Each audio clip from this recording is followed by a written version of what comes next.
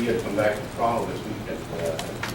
So we did Cornwall, there was a young lady, a conductor there, she was supervisor, and we had to talk about the cutbacks, and she tells me, and I don't know how much she knows, but she did tell me that it was very busy on the line, and they're probably looking at improving more service.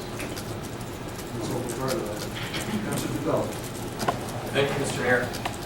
I too were very disappointed when I read the report, not because how the report was presented, but just the information that was conveyed to us through the bus companies. But I had talks with Mr. Barlow early on about, perhaps it was a suggestion that was given to me that perhaps we could use the Civic Complex.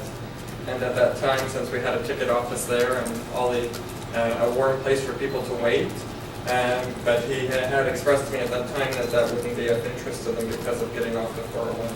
So I'm with Councillor Clement on this. It's a really important issue that we need to stand behind and keep focused on, because not only do people use this as an economic tool, but there's people who have no ways of transportation to get to a doctor's appointment in Ottawa that utilize a bus system like this, and to have to go far out of your way and then not to have it at all is a huge issue, and I think it's a burden for our residents. So I would certainly stand behind keeping the heat on this, and thanks to Councillor McDonald for her efforts into this.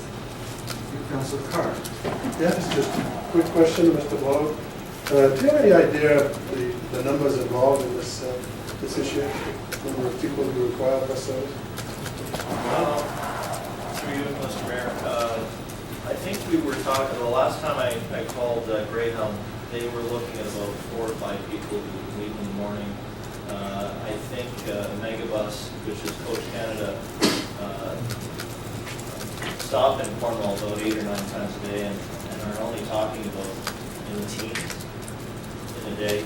And of course, Delaney is, as the report is written, is full. So I think it's, as I said, it's really because I've indicated it's development driven. It's really market driven for these companies. If they were talking about 30 people standing at a bus depot, they would likely get to that location.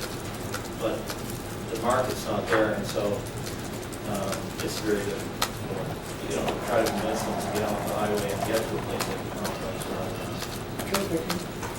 Councilor Gray. Thank you, Mr. Mayor.